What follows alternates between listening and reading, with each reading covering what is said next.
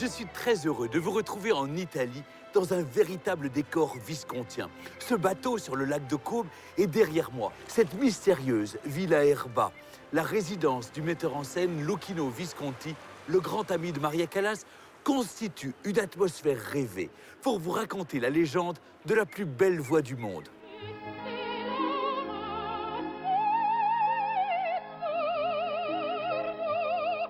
Bien sûr, Maria Callas appartient à l'histoire, celle de l'art lyrique, celle de l'opéra, mais aussi l'histoire des États-Unis, de la Grèce, de l'Italie et de la France, pour ne citer que les pays où elle a vécu. Mais aussi à l'histoire des femmes, tout simplement, tant son destin, à la fois extraordinaire et douloureux, sa quête du grand amour et de l'absolu, son combat éperdu pour tenter de réussir sa vie, aussi bien que sa carrière d'artiste. Tout cela a marqué ses contemporains, et pas seulement les mélomanes. Mais la Callas, c'est d'abord une voix, bien sûr. Et quelle voix! Indescriptible et inégalée, et à la fin vulnérable. Voici la véritable histoire de la Callas, grâce à des témoignages inédits et la visite de lieux magnifiques qu'elle a habités ou fréquentés à travers le monde. On y trouve un armateur grec flamboyant mais volage, l'étrange Aristote d'Assis, des amis véritables comme le géant Visconti, et une femme en lutte permanente pour faire mentir Madame de Staël, qui affirmait que la gloire est le deuil éclatant du bonheur. Elle est la plus grande chanteuse du monde. Elle était incomparable. Elle était un spectacle. C'était pas qu'une voix. Maria Callas, c'est l'interprète des plus grandes héroïnes de l'art lyrique, à qui elle apporte la vérité, cette recherche d'absolu qui est aussi la sienne. On a dit qu'elle avait les larmes dans la voix. Elle est ces personnages dramatiques, habités par l'amour, par le sens du sacrifice. Un parcours hors norme. Elle se produit sur les plus grandes scènes internationales, des arènes de Vérone à l'Opéra de Paris, jusqu'à sa consécration dans le temple de l'art lyrique, la Scala de Milan. C'est sur la scène de la Scala que Maria Callas va véritablement devenir une diva. Rien n'était joué d'avance pour cette jeune fille, boulotte et disgracieuse. Elle pèse 100 kilos alors qu'elle a 24 ans. Car l'histoire de Maria Callas, c'est aussi celle d'une métamorphose due à sa seule volonté et à son perfectionnisme extrême. À partir du moment où elle est devenue belle, alors là, elle a atteint le statut d'icône. Car Maria Callas, à l'image de toutes les héroïnes grecques antiques, n'hésite pas à aller au bout de son destin. Elle était grecque de la pointe des orteils à la racine de ses cheveux. Et elle a vécu une tragédie grecque.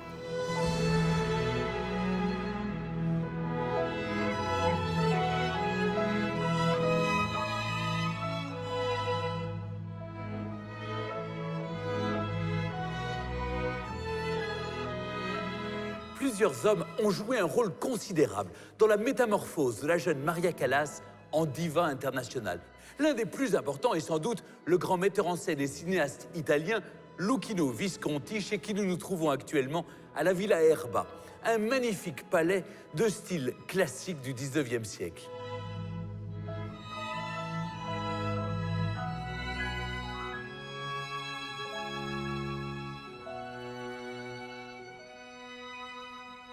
Fou d'opéra comme sa mère, Carla Erba, à qui appartenait cette élégante demeure des bords du lac de Côme, Visconti a largement contribué à rendre légendaires les interprétations de la Callas, comme notamment, en 1954, celle d'une célèbre Traviata de Verdi, restée dans les annales de l'histoire de l'opéra. Pour ce drame adapté de La Dame aux camélias, il s'inspire des bals somptueux donnés ici, alors qu'il était enfant, et révolutionne l'art de la mise en scène par la richesse des décors. Mais surtout, il guide la diva sur le chemin d'une interprétation où prime la vérité. Visconti la pousse non seulement à utiliser l'émotion de sa voix et de son regard, mais aussi à donner un sens au mouvement de ses bras et de ses mains, telle une véritable comédienne. Des mains fines et expressives qui deviennent, grâce à lui, l'une des grandes caractéristiques de Maria Callas sur scène. Fascinée par la culture et l'élégance de Visconti, Maria ne résiste pas longtemps au charme de ce grand aristocrate italien. Elle tombe amoureuse. Mais c'est oublier les véritables penchants du metteur en scène qui préfère les hommes. Visconti n'est en fait que le prélude à la véritable histoire d'amour de la diva. L'homme qui fait battre son cœur est grec comme elle, connu du monde entier comme elle, mais surtout richissime et avide de gloire. Avec lui, Maria, pour la première fois, se sent une femme désirée et non une diva adulée. Il a pour nom Aristote Onassis.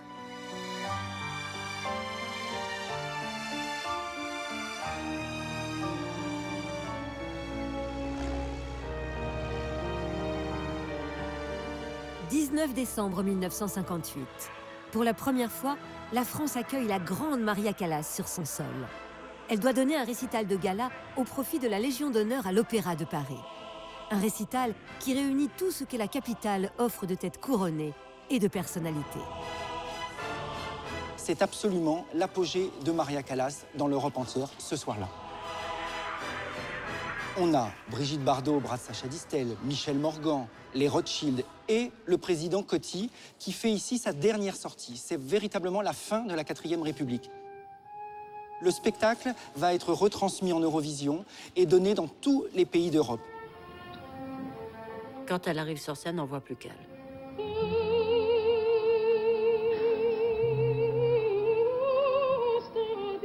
Elle a changé véritablement la manière dont on voyait les cantatrices jusqu'à elle.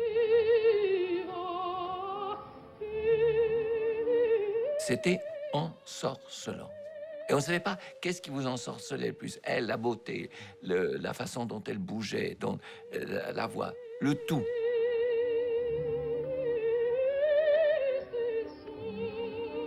Ce qui était extraordinaire, c'est que ça montait avec une rapidité inouïe très très haut et ça redevenait d'une douceur inouïe très vite aussi. C'est cette rapidité de changer, comment est-ce que ça dit, de ton, d'intensité de voix. Ça pouvait être d'une puissance à casser les vitres et ensuite c'était d'une douceur, mais d'une subtilité inouïe en une seconde. C'est ça qui était extraordinaire.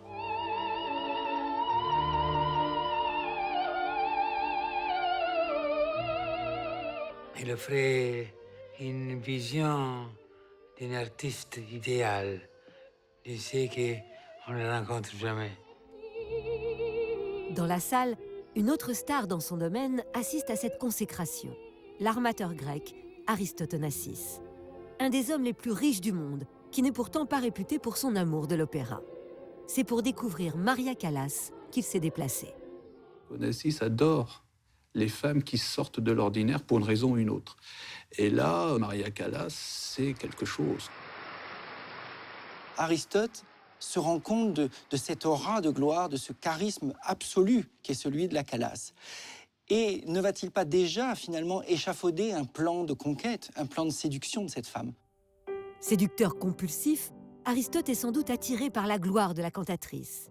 Car rien ne prédispose a priori ces deux personnalités mondialement connues à s'entendre plus que de raison. Il est même le prototype de ce qu'elle pourrait détester au commencement. Elle est dans le travail, dans la rigueur. C'est une bonne bourgeoise, bien rangée, conservatrice, raide. Et de l'autre côté, on a Onassis, flambeur, fanfaron. Mais il est terriblement attirant parce qu'il est très viril. Il a la beauté du macho méditerranéen, du macho grec. Il avait une force animale. On ne pouvait pas ne pas le remarquer. Mais moi, je trouvais qu'il était très laid et vulgaire. C'était deux Grecs qui étaient partis de pratiquement rien et qui étaient arrivés l'un et l'autre au sommet du genre. J'ai encore un bouquet de fleurs pour votre patronne. Merci. Couvrant Maria de roses rouges envoyées à chacune de ses représentations, Onassis n'a de cesse de prouver à la diva qu'il peut être l'homme de sa vie. Il oublie au passage que la Callas n'est pas libre, mariée depuis de nombreuses années à un homme plus âgé qu'elle, Battista Meneghini. Et que lui-même a pour épouse une richissime et ravissante blonde, Tina Livanos. Pour séduire Callas, il a une manière de faire qui est imparable. Il lui parle grec. Et ça suscite encore plus son intérêt. Il y a cette photo absolument extraordinaire de Callas tout en gloire, prima donna assoluta, couverte de diamants, enrobée dans son chinchilla, et avec de chaque côté Tita Meneghini, son mari, et de l'autre Onassis. tous les deux la serrent de très près, elle est une grande femme, et on a l'impression que chacun des deux veut se l'accaparer. C'est une photo assez amusante et qui décrit très bien ce qui va se passer assez rapidement. Pour ne pas quitter son nouvel amour, cet homme qui la comprend si bien, Maria décide dès les années 60 de refuser tout concert qui l'éloignerait trop durablement d'Aristote. Et pour ne pas le perdre, se lance à corps perdu dans la vie qui est celle du grec le plus célèbre de la planète, une vie de jet-setter. Donc elle va découvrir ce monde pailleté, futile, ce monde des plaisirs, qui finalement est un monde d'opéra, quelque part aussi, qui est le monde de la Traviata, de ce personnage de Violetta, comme ça, qui se dévoie et qui perd un peu son âme en fréquentant les bals et les grandes soirées. C'était New York, Londres, Paris, Monte-Carlo, avec le prince régnier et la princesse Grace, et les voyages en Grèce sur bateau. Pour l'une de ses croisières sur la mer Égée, Aristote Onassis réserve une surprise à Maria. Il commande un bracelet et des boucles d'oreilles chez son joaillier préféré, Van Cleef & Arpels. C'est une parure qui s'appelle médaillon. Donc chaque médaillon est articulé. C'est vraiment la mode ce qu'on pourrait appeler le hippie chic, la mode des bijoux bohèmes. On imagine Maria Callas l'été dans les îles grecques sur le yacht d'Onassis portant cette parure en turquoise, perles et diamants. Cette vie nocturne et l'abandon de l'exercice quotidien du chant ne sont pas sans conséquences pour la voix de Maria. Elle découvre le champagne, elle se retrouve à chanter Stormy Weather à un piano à Venise, elle qui lui refusait toujours de chanter. Elle est une jouisseuse, elle qui était une travailleuse acharnée. Onassis fumait le cigare toute la journée sous son nez. Il entraînait dans des nuits jusqu'à 4 heures du matin. Alors la voix n'est plus là. Je me demande en quelle mesure Onassis n'est pas un peu responsable. Avant, elle ne dépendait pas de lui, parce que le monde entier était à ses pieds. Du moment qu'elle ne chantait plus, elle dépendait de lui. Je me demande s'il n'y a pas une intention. Je me suis demandé. J'ai été vraiment blessé dans mon cœur à l'avoir devenu un objet de luxe de ces marchands de tapis qui étaient Onassis. Séparés et libérés enfin tous deux de leurs conjoints respectifs, rien ne semble empêcher la concrétisation de cette histoire d'amour qui tient en haleine tous les paparazzis. Traditionnelle dans l'âme, Maria ne rêve que de pouvoir enfin partager à plein temps la vie de cet homme insaisissable, toujours en voyage par mer ou dans les airs. Le mariage devient son obsession. Il y a une scène assez étonnante dans un couloir où elle échange 3 phrases avec un journaliste et le journaliste lui dit « Mais vous allez épouser Onassis ?» Et là, elle dit « Mais la question n'est pas là. » Mais bien sûr que la question est là. Elle ne pense qu'à ça, elle n'espère que cela. Elle ne voulait pas du tout être sa maîtresse, elle voulait être sa femme, elle voulait une chose légitime, elle voulait avoir des enfants. Cette espèce de modèle familial, patriarcal grec.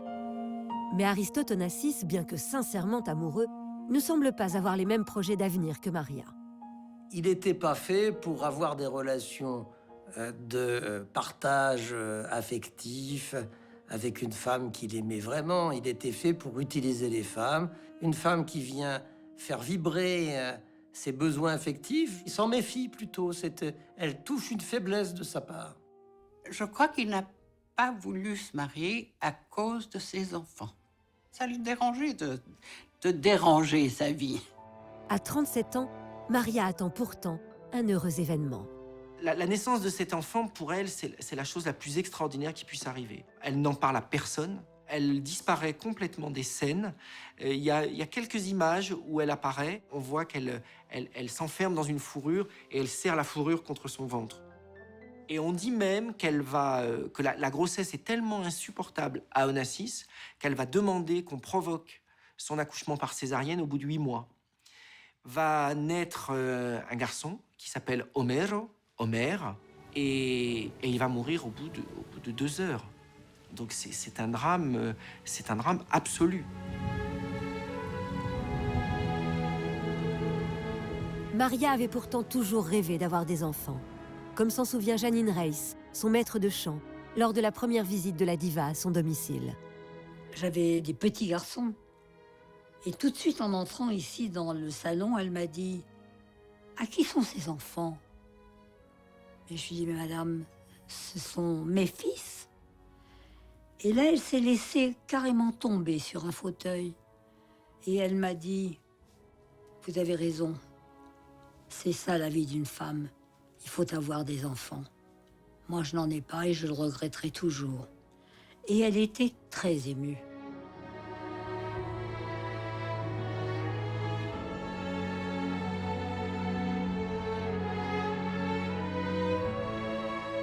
Nous voici à présent dans ce qu'il est convenu d'appeler le temple de l'opéra, la Scala de Milan. Alors pourquoi la Scala? Mais simplement parce que l'impératrice Marie-Thérèse d'Autriche, qui régnait sur la Lombardie, à la fin du XVIIIe siècle, avait fait bâtir cet édifice à la place d'une église, Santa Maria della Scala, c'est-à-dire la Vierge à l'échelle. C'est tout de même amusant de noter que la Scala est aussi l'anagramme de la Calas.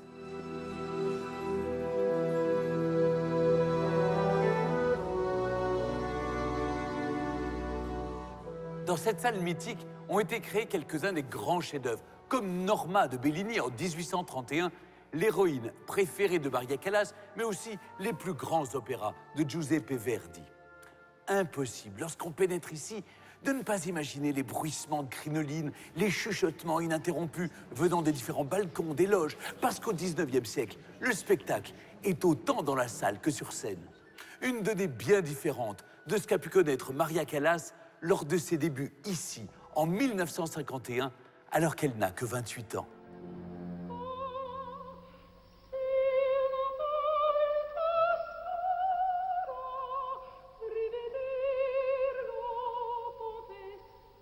Il faut d'ailleurs que je vous révèle une anecdote que peu de gens connaissent. Maria Callas, sur scène, était très myope et distinguait à peine dans la fosse le chef d'orchestre. Cette myopie excessive l'handicapait véritablement lors de ses déplacements. Dans la Sonnambula qu'elle chante ici en 1955, alors elle a l'idée d'un stratagème. Emprunter la célèbre pochette parfumée de Luchino Visconti, son metteur en scène, pour la placer sous l'oreiller d'un lit vers lequel elle doit se diriger sans se tromper. Le maître italien s'est beaucoup amusé de cette astuce, signalant qu'heureusement pour Maria et pour les spectateurs, aucun musicien dans la fosse ne portait ce soir-là le même parfum.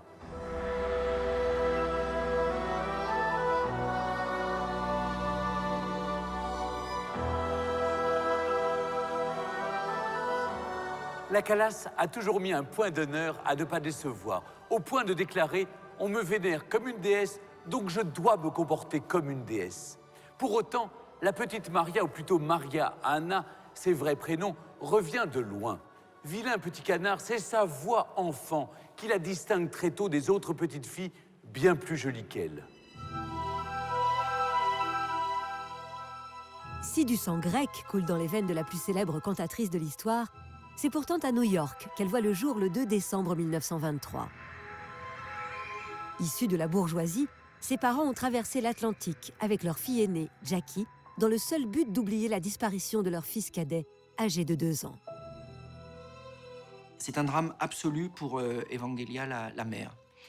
Et dans la foulée, elle va retomber enceinte. Et là, c'est l'espoir d'un nouveau fils. Et ce n'est pas un fils. Au moment de la naissance, la mère, Evangelia, refuse de voir son enfant pendant plusieurs jours. Elle a été confrontée à une première étape difficile de rejet de sa mère. Je suppose que ça a laissé de très grandes traces dans son existence. D'autant qu'en grandissant, la petite fille au caractère taciturne et solitaire s'avère beaucoup moins jolie que sa sœur. L'enfance a été assez difficile. Elle s'est rendue compte très vite qu'elle n'était pas la mieux aimée de sa mère. Par contre, il y a une chose extraordinaire, c'est que quand elle chante, sa mère la regarde. Et donc, du coup, pour Maria, c'est une façon de plaire à sa mère. Chanter, ça va être une manière d'occuper sa place dans une famille comme celle-là. Elle n'a pas de place, il faut qu'elle s'en fasse une. La mère de Maria, qui rêve d'une carrière artistique, va pousser sa fille à développer son don pour le chant en la faisant travailler plusieurs heures par jour. Sa mère lui disait qu'elle ne pouvait pas sortir, ne pouvait pas jouer avec les enfants, elle devait tout le temps être au piano. En 1937, Maria est arrachée à son père et à son univers. Sa mère, lassée des infidélités et de la déroute financière de son mari, décide de rentrer en Grèce avec ses filles. À 14 ans, Maria Callas découvre la Grèce. Elle découvre ses racines avec beaucoup de plaisir. Elle découvre aussi le grec, parce que finalement, elle parle pas très bien le grec à ce moment-là. Mais en Grèce, elle n'ira jamais à l'école. Falsifiant sa date de naissance, sa mère l'a inscrite au prestigieux conservatoire d'Athènes. La jeune fille va donc grandir repliée sur sa passion pour la musique. Dès l'adolescence, elle poursuit ce qui a déjà été mis en place dans l'enfance. Elle est déjà une machine de guerre qui a décidé de réussir et elle n'a pas le temps de jouer avec les autres. Il paraît qu'elle était la première arrivée au conservatoire, la dernière partie. Elle n'aura pas non plus le temps de jouer avec un petit ami. Surtout qu'elle a mis de côté complètement son corps et qu'il ne s'agit que d'être une voix. Si Maria a la voix d'un ange, elle a décidé d'oublier son apparence. C'est une enfant assez disgracieuse qui va compenser la faillite affective de sa mère par la nourriture. Donc elle devient très vite, moche. À 16 ans, elle est devenue une jeune fille replète et mal dans sa peau. Elle est en concurrence avec une mère qui est très jolie et une sœur aînée qui est très jolie également. Donc, c'est pas sur le corps qu'elle peut vraiment tabler pour arriver à être à la hauteur des attentes de sa mère. C'est plutôt sur sa voix. Une voix exceptionnelle, qui va être formée par une ancienne cantatrice de la Scala de Milan, Elvira de Hidalgo, a un répertoire bien particulier. Elvira de Hidalgo, se rendant compte de l'étendue vocale de Callas, va très vite lui offrir de raviver le bel canto qui est un peu en perdition à ce moment-là. On ne chante plus Norma comme on le chantait auparavant au XIXe siècle. On ne chante plus Tosca de la même façon. Et elle découvre en Callas une héroïne parfaite pour ces rôles-là. Maria Callas est une interprète idéale pour le bel canto. C'est-à-dire qu'elle a une voix extrêmement entraînée, capable de vocalises rapides. Et à la fois, comme c'est une interprète, une personnalité très riche, elle apporte à ce répertoire la dimension théâtrale et dramatique. À 17 ans, par le biais de son professeur, Maria Callas décroche un petit contrat à l'Opéra d'Athènes. Mais la Seconde Guerre mondiale vient d'éclater, et dès 1941, la Grèce connaît les heures sombres de l'occupation. Une période de privation qui ne détourne pas la future diva de son objectif. On lui proposait de venir chanter dans un café, dans un restaurant, et en récompense, un petit peu d'argent, mais surtout peut-être beaucoup de nourriture aussi. Et sa mère disait à ses filles, n'ayez pas peur, si on vous invite, allez-y. Et puis toi Maria, qui peut chanter, n'est-ce pas? Vas-y, chante. D'abord, ça te fera travailler, hein, et puis vous nous ramènerez de quoi manger. Maria ne se rend pas compte de ce qui se passe, ne se rend pas compte qu'elle chante pour des soldats allemands, des soldats italiens. Maria est dans une bulle, donc une bulle de chant, de musique, et puis une servitude absolue à sa mère. Donc elle chante pour qui elle doit chanter, donc les Allemands et les Italiens. Quelque chose qu'elle va payer au moment de la fin de la guerre. À la Libération, Maria Callas souhaite mettre ses années troubles entre parenthèses pour retrouver le pays de son enfance et ce père qui lui a tant manqué. Elle part avec ses deux valises dont on dit qu'elles n'étaient pas remplies de vêtements mais de partitions. Elle prend le paquebot et en route pour l'Amérique, elle se retrouve à New York. Elle est persuadée que son père ne l'attendra pas et quelle n'est pas sa surprise de voir sur le quai son père l'attendre. Par contre, quand elle arrive aux États-Unis, elle est persuadée, en arrivant à New York, d'être la chanteuse grecque. Elle auditionne évidemment un peu partout, et notamment au Met, qui est le grand opéra, bien entendu. Mais il y a beaucoup de monde à auditionner au Met, et on lui propose des choses qui lui conviennent pas, et elle dit non. Pendant 2 ans, la jeune femme tente de retrouver cette notoriété touchée du doigt à Athènes et calme ses angoisses par la nourriture. Avant qu'elle ait prouvé qu'elle était Maria Callas, elle a eu, comme tous les débutants, des moments de doute. Elle se disait je n'arriverai jamais à faire ce que je veux faire. Je sens ce que je dois faire et je n'y arrive pas. Au printemps 1947, la chance lui sourit enfin lorsqu'elle auditionne face au directeur du Festival de Vérone, de passage à New York. Il cherche un rôle principal pour la Gioconda de Ponchielli. À son audition, il se rend compte qu'elle joue, qu'elle est capable de jouer, car elle avait déjà ce tempérament dramatique qu'elle a toujours eu. Et il l'engage. Elle reprend le bateau et elle repart. Cette fois-ci, elle retraverse l'Atlantique et c'est pour l'Italie, c'est pour Vérone.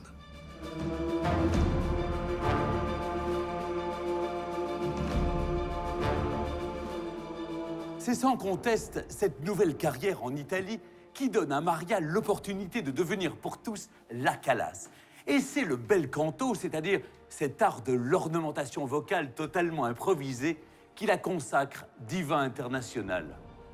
Ce répertoire du bel canto, celui des compositeurs Donizetti et Bellini, est pourtant un peu oublié lorsque Maria débarque à Vérone à la fin des années 40. Pourquoi? Parce qu'il est jugé dangereux pour les artistes qui sont soucieux de protéger leur voix. C'est pourtant celui qui convient le mieux à Maria, car de loin, c'est le plus expressif. La Calas le remet donc à la mode. Diva en son temps, la française Lama Libran, que nous voyons sur ce portrait ici, en avait fait aussi sa marque de fabrique. Enfant prodige, comme la Calas, soprano à la voix remplie d'émotion et au jeu d'actrice innée, elle est l'image de l'artiste romantique par excellence qui se sacrifie sur les planches. Pas étonnant qu'elle soit devenue le modèle absolu de Maria Callas. Le premier homme à s'intéresser à la Calas l'a bien compris. Giovanni Battista Meneghini, fou d'opéra et vite amoureux de cette interprète obèse débarquée de New York, lui offre en hommage une lettre manuscrite de la Malibran.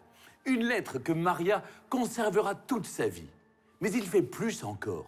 Meneghini contribue à sa métamorphose. À l'été 1947, Maria Callas participe au Festival d'art lyrique de Vérone. C'est dans cette ville qui a abrité les amours de Roméo et Juliette qu'elle fait la rencontre de Giovanni Battista Meneghini. Quand elle est arrivée à Vérone, on a vu arriver une paysanne. Elle n'avait rien, elle n'avait pas un sou, elle n'avait que sa passion. Heureusement, elle va rencontrer Battista Meneghini. Meneghini était un industriel qui était très riche. Financier, subventionnant en partie le Festival de Vérone. Et au cours d'un dîner avec les artistes du festival, Meneghini est intrigué par la jeune première qui fait ses débuts en Italie. Nous voici devant le restaurant où Maria Callas a rencontré Giovanni Battista Meneghini. À cette époque, Maria avait 23 ans et lui était un monsieur de plus de 50 ans. Pour Meneghini, cette rencontre n'a pas été un réel coup de foudre. Il a surtout vu une jeune femme qui venait d'arriver d'Amérique et qui parlait l'italien avec un accent prononcé. En plus, ce n'était pas une beauté. Elle avait plus que quelques kilos en trop. Mais après ce dîner, Battista Meneghini est subjugué par le talent de cet inconnu qu'il découvre sur scène, dans le célèbre théâtre antique de la ville. Nous nous trouvons au cœur des arènes de Vérone. C'est un lieu mythique de l'art lyrique. Et c'est dans ce lieu magnifique que la Callas va commencer sa carrière en Italie.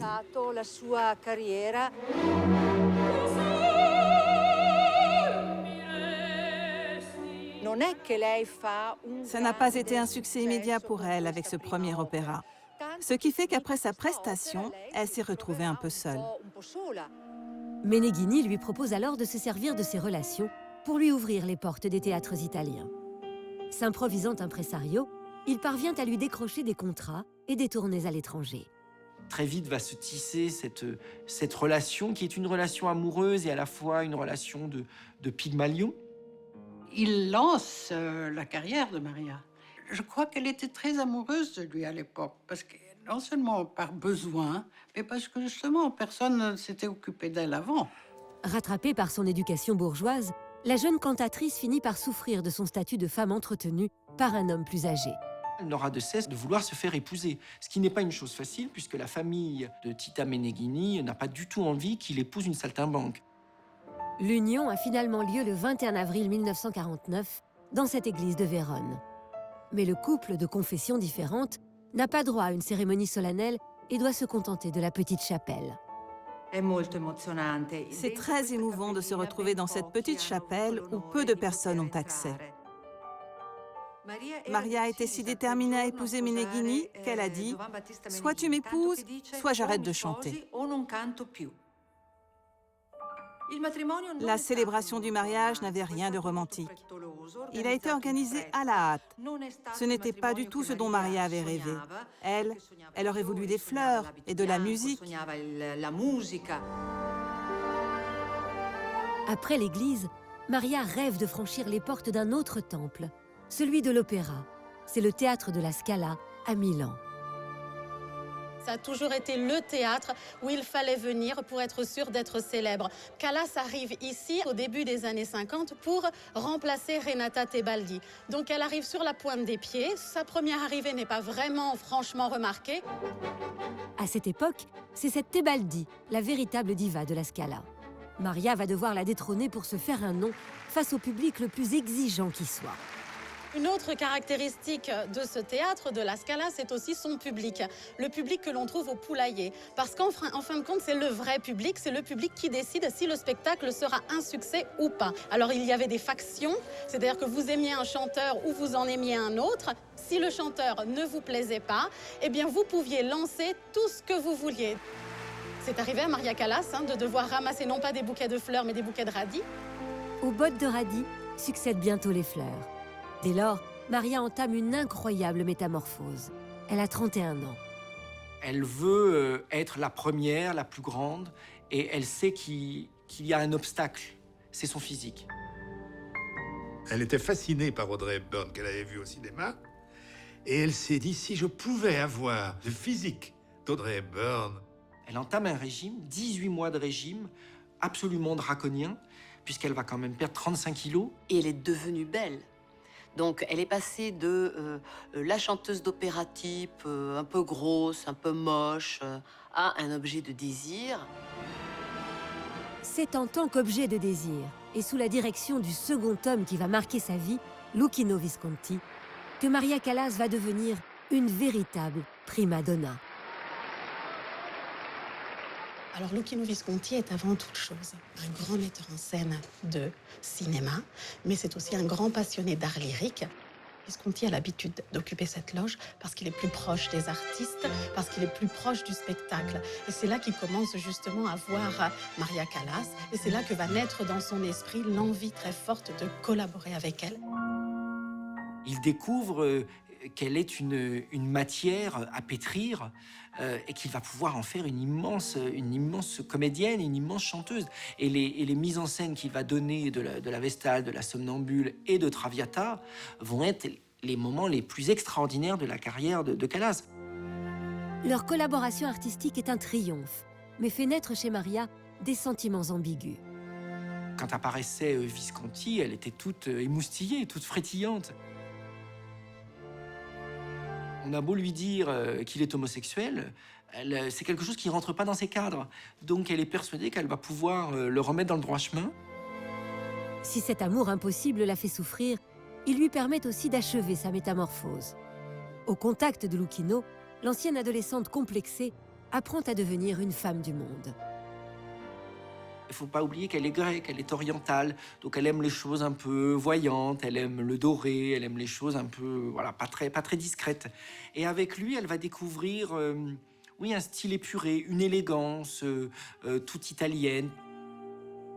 Après avoir façonné son corps, elle va alors façonner son style, en le confiant à une célèbre créatrice milanaise de l'époque, Bichi. Sa petite fille a aujourd'hui conservé les croquis des tenues qui vont faire la renommée de la Callas. Alors ça, c'est des croquis pour Maria. C'est des croquis de famille et c'est la première fois qu'on les fait voir. Et ici, vous pouvez voir, disons, les notes. Maria demande si on peut changer le type du tissu et la couleur. Ça permet de comprendre le style de Maria et les couleurs qu'elle aimait.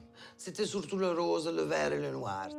Si Maria n'hésite pas à donner son avis, elle se repose entièrement sur sa styliste pour s'habiller avec goût. Vicky faisait pour elle vraiment un vrai guide. Pour chaque vêtement, elle lui disait, avec le vêtement rouge, tu dois mettre les chaussures noir et rouge. On peut dire que c'est grâce à la maison Becchi que Maria est devenue une icône du style de la mode. La chrysalide devenue papillon est alors une véritable star, épiée par la presse du monde entier. Elle va devenir ce qu'on appelle la prima donna assoluta, donc vraiment l'absolue. Elle était suivie constamment par les paparazzi. Elle ne pouvait plus sortir de chez elle. Elle était agressée. Elle a été la première diva dont, effectivement, la grande presse a parlé. Ça n'existait pas avant. Personne n'avait fait ça. Mais au-delà de l'icône de la mode au sommet de son art, c'est aussi le tempérament de celle qu'on surnomme désormais la Calas qui intéresse les journalistes. Est-ce que vous n'avez pas l'impression que vous êtes un peu la victime de ce personnage que vous avez créé? Vous voyez, ils ont beaucoup écrit sur moi, ça c'est vrai. Et beaucoup des injustices, beaucoup des histoires tout à fait inventées, ça oui. Que je suis une personne aimable, ça je crois bien. Que je suis une personne que je ne me laisse pas faire, ça aussi je crois bien. Elle était infernale professionnellement, c'est-à-dire dans ses exigences professionnelles. Tant d'heures de répétition, tant de ceci, tant de cela, recommencer l'air. Non, l'orchestre n'a pas bien joué. Non, vous dirigez. Je crois qu'elle devait être infernale. Calas, c'était la perfection ou rien. Donc du coup, elle annulait des spectacles au dernier moment, quitte à quitter un opéra à la fin du deuxième acte.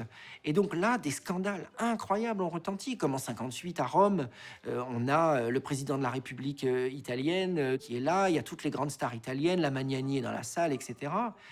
Elle commence à chanter et à un moment, elle rentre en coulisses et elle dit « Non, je ne pourrai pas aller plus loin, je n'ai plus de voix, j'arrête le spectacle. » Et là, ça va être un scandale, mais national. Avec ses scandales et ce physique de star de cinéma, Maria Callas devient une légende écrasante. Finalement, il y avait Maria, et puis il y avait au-dessus d'elle ce personnage de la Callas qui bouffait tout son oxygène, et elle dira même « La Callas me tue ».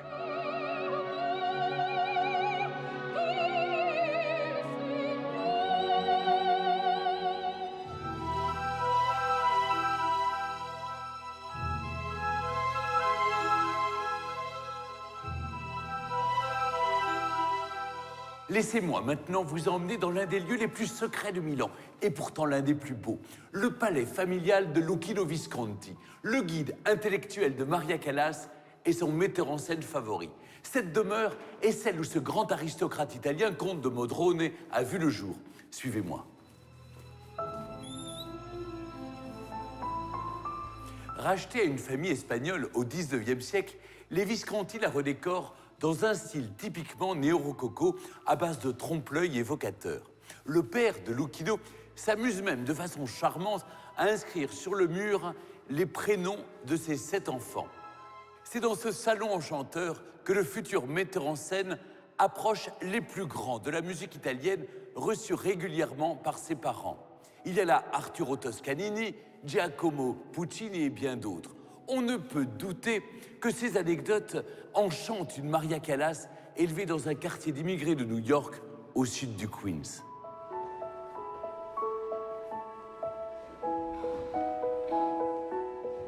Maria adore sa vie à Milan et son appartement qu'elle décore grâce aux conseils avisés de Visconti. Mais amoureuse à la folie d'Aristote Onassis, elle choisit de se rapprocher de son amant plus souvent en rendez-vous pour ses affaires à Paris qu'en Italie. Et c'est donc avenue Georges Mandel qu'elle apprend une nouvelle qui la glace. Le mariage improbable de son dieu grec avec la veuve de l'Amérique.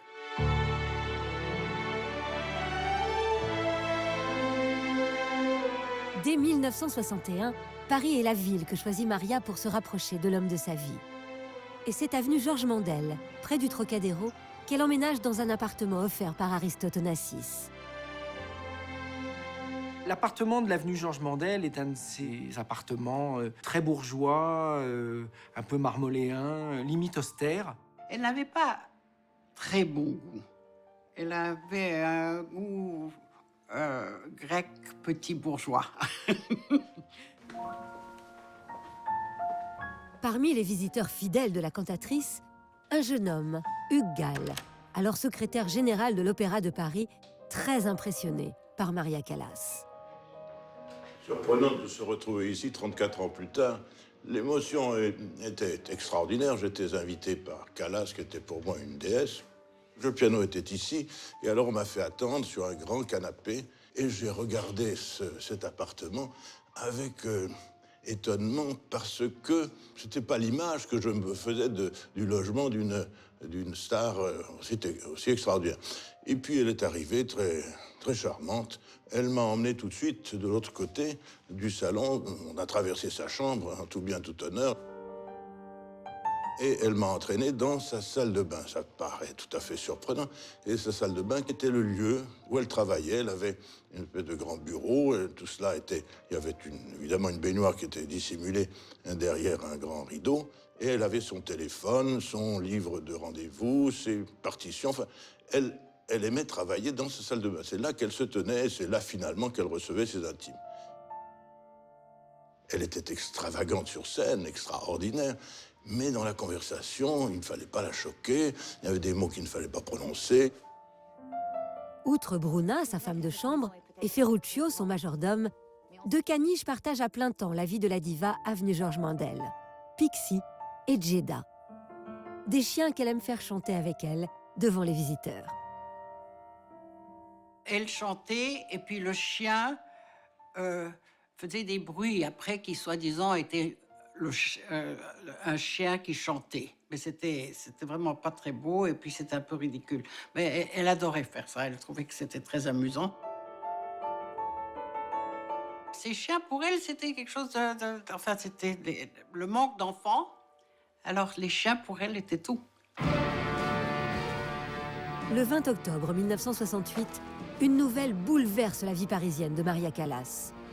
Le mariage de son amant Aristote Onassis avec l'ex-première dame des États-Unis, Jackie Kennedy. Ah, elle a été absolument en mille miettes. C'était vraiment pour elle une chose épouvantable. Elle m'a simplement dit, tu sais ce qui est en train de se passer, je ne veux pas t'en parler. Et je ne veux pas t'en parler, non pas parce que c'est toi, mais parce que moi, ça me fait trop mal. Cette femme qui avait quand même un grand pouvoir sur elle-même, une grande emprise sur elle-même, est allée le même soir chez Maxime dans une soirée mondaine et a fait semblant de rien.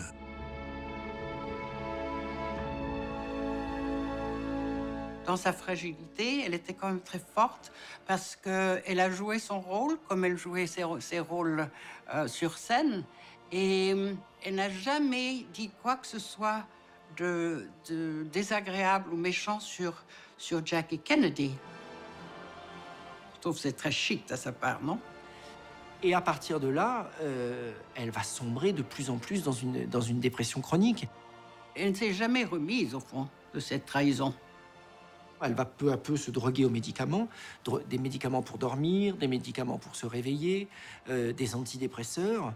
Et puis, il y aura même une tentative de suicide. Donc, on est vraiment dans le personnage tragique, totalement, de ces opéras. Et elle va vouloir jusqu'à mourir pour cet homme. Maria sait qu'Aristote Onassis a toujours rêvé de la voir devenir une star hollywoodienne. C'est donc sans doute pour lui qu'elle accepte alors un nouveau pari.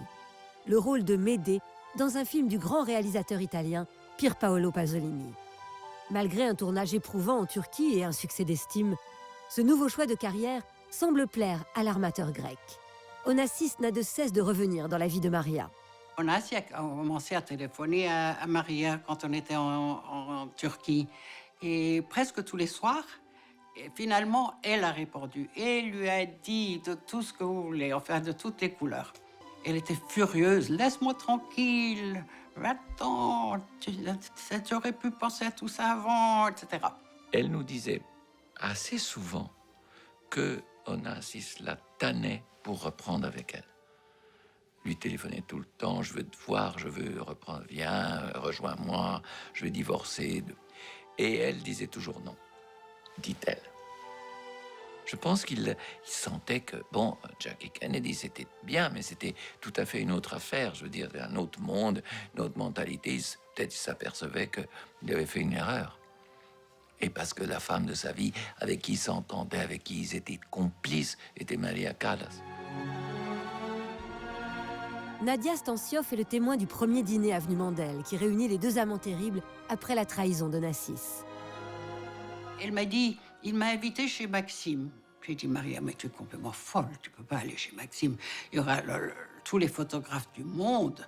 Et non, je trouve que c'est pas du tout ce que tu dois faire, puisque ça devient trop officiel et que, enfin, avec Jackie encore, ça va être épouvantable. Tu peux pas. Ah, mais alors qu'est-ce que je vais faire? Je lui ai dit, donne un dîner chez toi.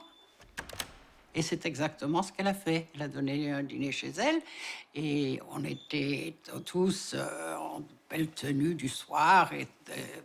Et lui, Onassis, est arrivé de l'aéroport avec tous les journalistes après lui, avec une chemise toute tripée, enfin mal habillée, avec une cravate comme ça à moitié. Et tout de suite, il s'est mis tout à fait à son aise et il a commencé à parler avec Maria comme si rien ne s'était passé.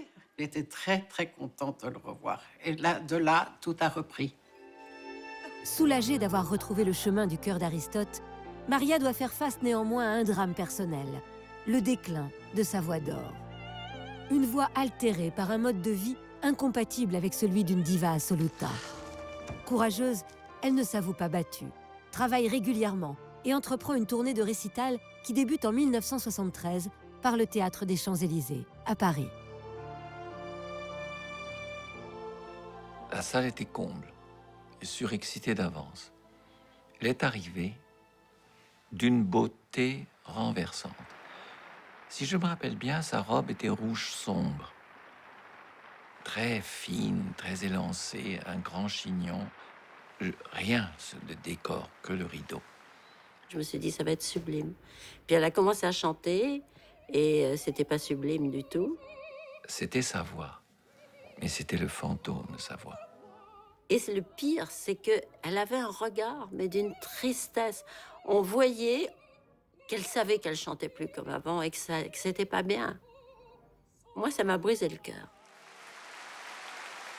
Et effectivement, c'est une tournée qui va être triomphale, mais qui va être dramatique. Parce que c'est le chant du cygne, parce que la voix est brisée, parce que c'est fini. Le mythe de la Callas arrive au bout du bout. Et par contre, physiquement, c'est une période où elle est encore absolument magnifique. Il ne faut pas oublier qu'en 1974, elle n'a que 51 ans. Une autre épreuve attend Maria Callas à la fin de sa tournée mitigée, la maladie de Nassis, pourtant enfin décidée à divorcer de Jackie. Le roi des mers est atteint d'une dégénérescence musculaire nerveuse. Maria le soutient du mieux qu'elle peut, souvent au téléphone.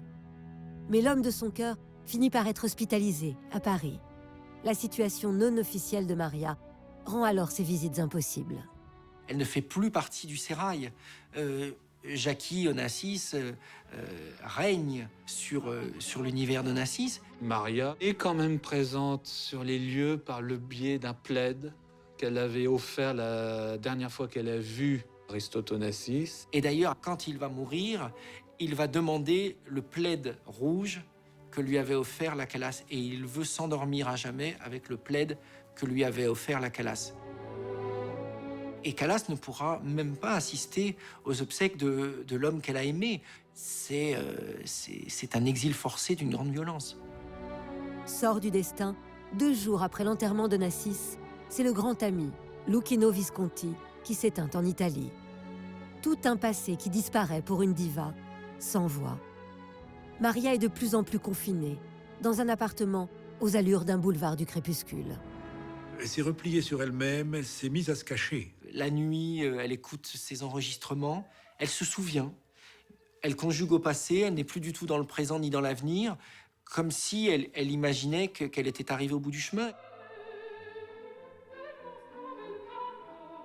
Ça semble fou parce qu'on a l'impression qu'elle vit comme une vieille femme. Il y a une photo d'elle qui est déchirante. Elle n'est pas maquillée, elle écarte un peu le rideau comme ça, et elle regarde avec un regard totalement vide. Il passe plus rien, elle écarte le rideau comme ça, et elle regarde la rue. On se dit, elle attend qui? Elle attend quoi? Elle sentait cette solitude pratiquement tout le temps. Vous voyez? Elle m'en a parlé quelquefois, et puis brusquement, elle s'arrêtait et elle disait « Allez, n'en parlons plus, chantons ».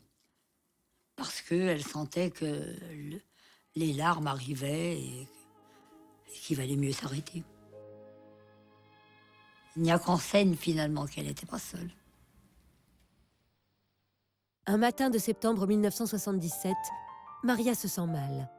Elle s'écroule brusquement dans sa salle de bain, victime d'une embolie pulmonaire.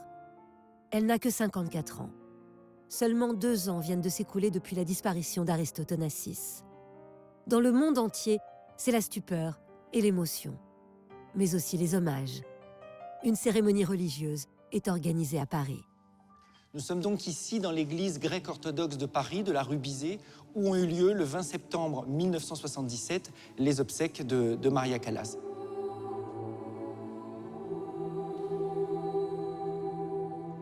Sont présentes Grâce de Monaco, l'amie intime de Maria Callas, sa fille Caroline. Il faut imaginer un tapis de fleurs, dont les fleurs du président de la République, Valéry Giscard d'Estaing à l'époque. 2000 personnes sont massées dans la rue pour accueillir la sortie de la dépouille de Maria Callas, qui va être accueillie par des vivas, des applaudissements, des bravos, comme à l'opéra lorsqu'on célèbre l'art de la cantatrice. 2 ans plus tard, les cendres de Maria sont dispersées dans la mer Égée. Un vent contraire les rabat sur les participants de la cérémonie. Certains y voient un signe.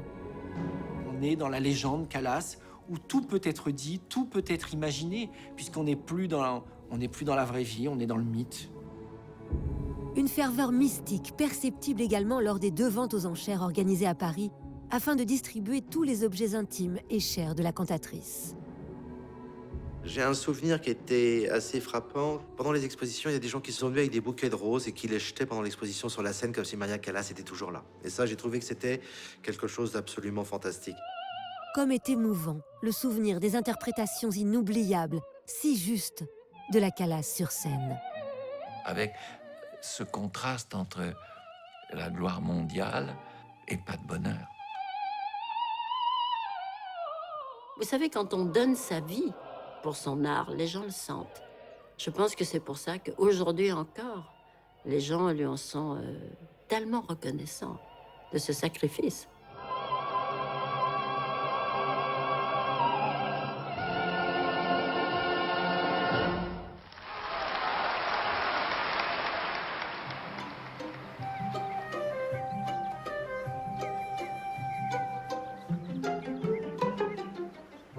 C'est donc dans les profondeurs de cette mer Égée que Maria Callas aimait tant et sur laquelle elle a passé les heures les plus belles de sa vie auprès d'Aristote Onassis que la diva repose désormais.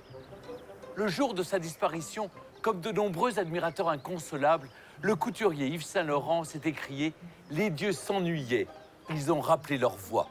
40 ans plus tard, cette voix nous semble toujours aussi unique et toujours aussi émouvante à nous simples mortels.